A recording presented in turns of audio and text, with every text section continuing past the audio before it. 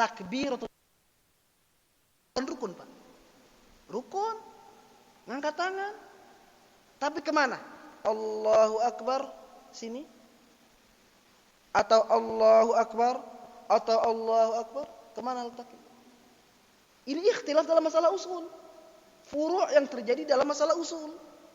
Apakah dia sampai pundak? Apakah antara pundak dengan telinga? Ataukah sampai imamah Allahu Akbar? Ataukah sampai dada saja Allahu Akbar? Dalam sidaqah, apakah dia begini? Dia begini? Ini perbedaan dalam masalah usul. Sehingga dalam usul pun ada furu'nya.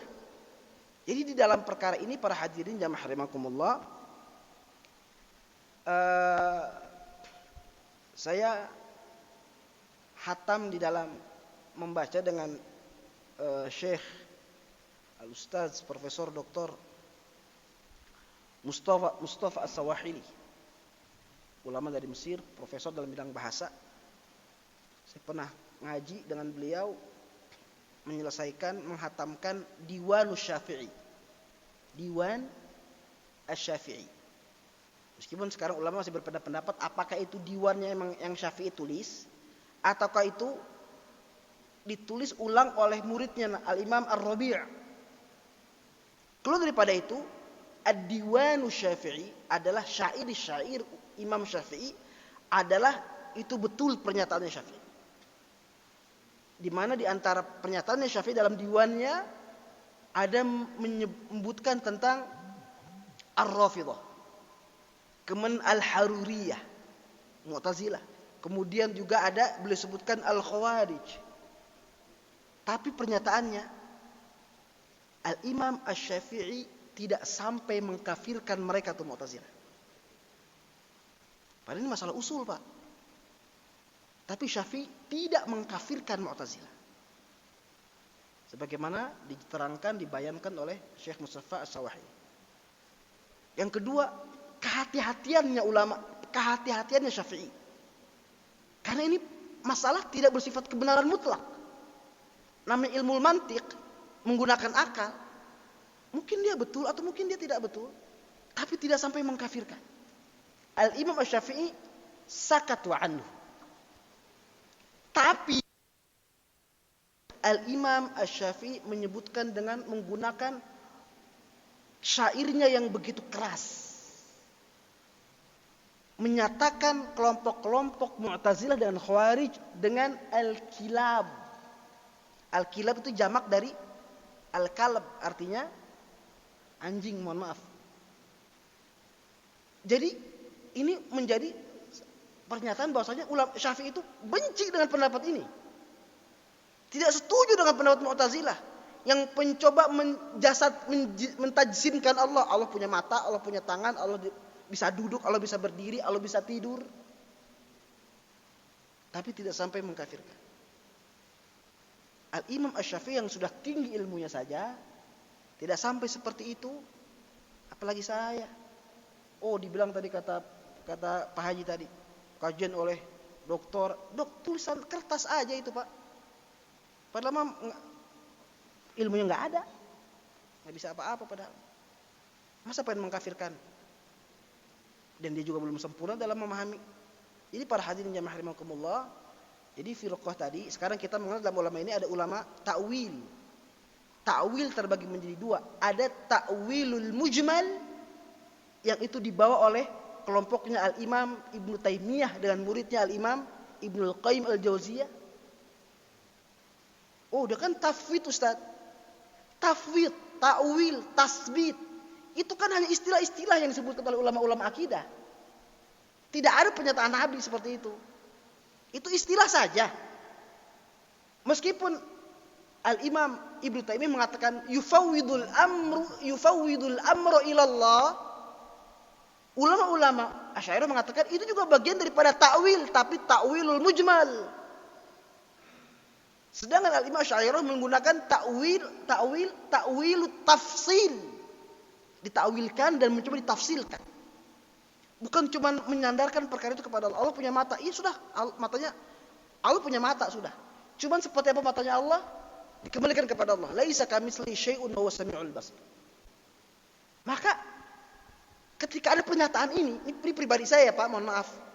Ketika kita mengatakan yufawwidul amra ilallah, mengembalikan perkara itu kepada Allah, itu kan masih meninggalkan jejak syubhat, Pak. Jadi seakan-akan tidak mau menggunakan akal. Jadi ketika ada Mu'tazilah bilang begitu, Allah memiliki tangan, Allah memiliki mata, Allah memiliki bentuk, sudah memang seperti itu adanya.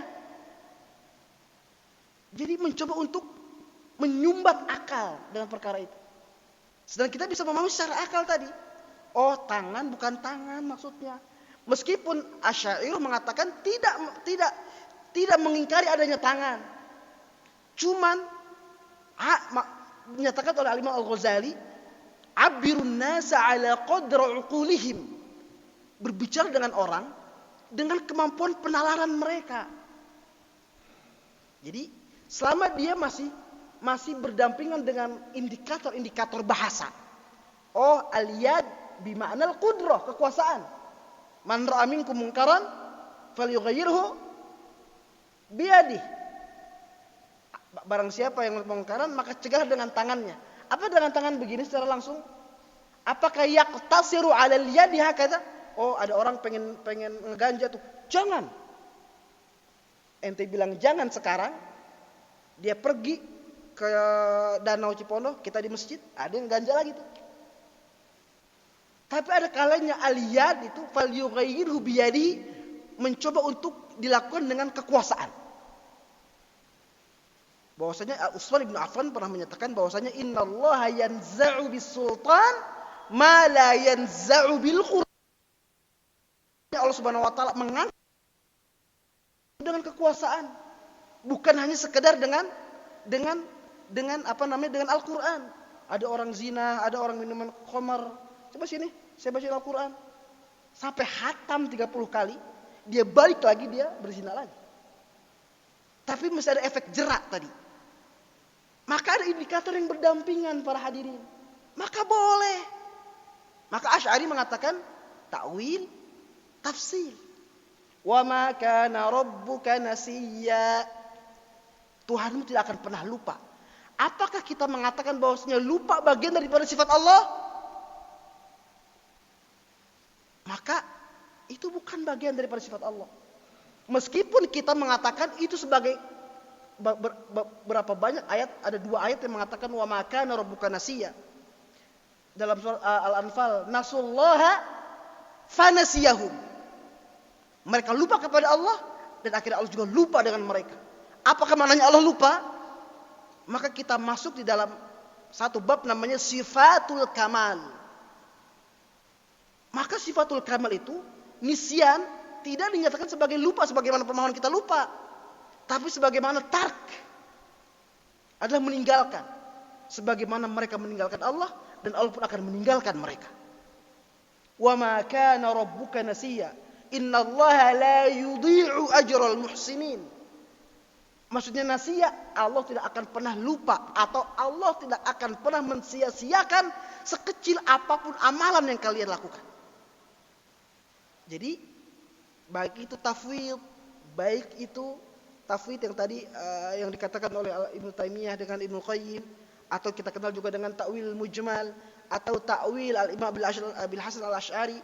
Kemudian ada at-tasbit yang dinyatakan oleh al-Imam Abu Bakar al-Baqilani. Maka ini semua para hadirin jamaahirakumullah salah satu pemahaman ketika kita ingin memahami syariat. Ini tidak ada yang bid'ah di sini. Sesuai dengan komposisinya. Kalau kita berbicara dengan Pak Haji di sini, saya kira tidak ada yang sampai Allah punya tangan, tidak. Tapi kalau kita berbicara dengan orang awam, bagaimana mesti menjelaskan dengan betul. Jangan sampai pernyataan kita menjadikan mereka ingkar kepada Allah dan Rasulnya.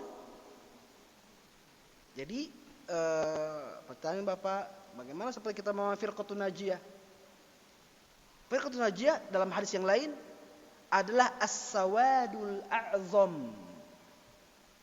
Lihatlah komunitas terbanyak. Dalam hadisnya, inna ummati la yajtami'u 'alal khata'. Sesungguhnya umatku tidak akan pernah berselisih